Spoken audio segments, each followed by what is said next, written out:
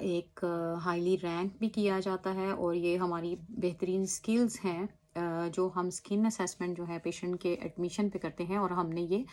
आते ही पेशेंट को जब आप रिसीव करते हैं उसके वाइटल्स चेक करते हैं, उसके बाद जैसे ही वार्ड में या इमरजेंसी से आपको पता है कि वार्ड्स में पेशेंट शिफ्ट किए जाते हैं, तो काइंडली अपनी स्किन असेसमेंट ज़रूर करें। ये ना हो कि पेशेंट जो है वो स्किन ब्रेकेज के साथ, प्रेशर अल्सर्स के साथ जो है वो आपके पास वार्ड में आया and then that's a big big issue here. और फिर जो है ना आप पेशेंट की रिकवरी में उतना ही टाइम लगता है जाते हुए, और आपको पता है कि ये चीज़ जो है ये लॉन्गर टाइम लेती है डिस्चार्ज के लिए पेशेंट के। तो सो हमने बहुत सारी चीज़ें जो हैं उनको भी ध्यान में रखना है कि पेशेंट का डिस्चार्ज जो है वो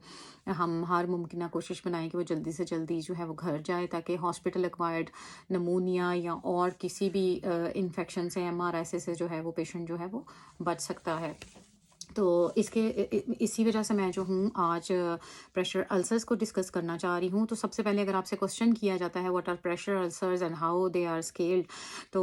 how many stages are there, so you have to tell the instructor or interviewer that there are 4 stages of ulcer, but there is a deep tissue injury stage and there is unstageable pressure ulcers as well. तो stage 1 जो है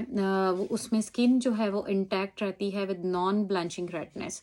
और आप simple एक Apple का जो है वो एग्जाम्पल ले सकते हैं। आप सोच सकते हैं कि जैसे एप्पल जो है वो आपको पूरा रेड नज़र आता है, दैट मीन्स कि जो है ना स्किन जो है ना सिर्फ रेड हुई होगी, वो ना ब्रेक होगी, ना वो आपको फाउल स्मेल आएगी, कुछ नहीं, बस शायद वो पेशेंट बैठा रहता है उसकी वजह से प्रेशर आ जाता है, या किसी भी चीज़ से प्रेशर आ सकता है। आपको पता है हम खुद भी अपना हाथ थोड़ी देर के लिए दबाते हैं तो वहाँ पे रेडनेस हो जाती है अगर हम ज़्यादा प्रेशर देते हैं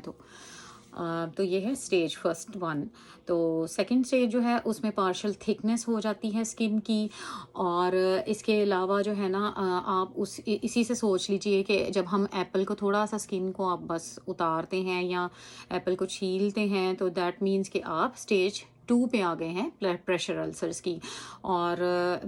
बस मैं इसलिए थोड़ा बता रही हूँ क्योंकि आई थिंक वीडियो जो बहुत लंबी हो जाती है फिर कोई सुनना नहीं चाहता है और कोई बॉदर भी नहीं करता है, लेकिन ये आपकी हेल्प के लिए ही है। और स्टेज 3 में जो है वो जो है ना फुल थिकनेस लॉस हो जाता है। और आप ये सोच सकते हैं कि आपने एक एप्पल, उसी एप्पल को लिया और आपने अच्छी सी एक बाइट, बड़ी सी बाइट ले ली, तो जो आप खाली हिस्सा नज़र आ रहा है आपने समझना है कि वूंड इस तरह का दिखेगा, तो ये से स्टेज 3 है वूंड की। और स्टेज 4 जो है उसमें क्या होता है कि फुल थिकनेस भी होती है और साथ में बोन्स इन्वॉल्व हो जाती हैं, आपको बोन्स नज़र आती हैं, स्पेशली जब आप देखेंगे ना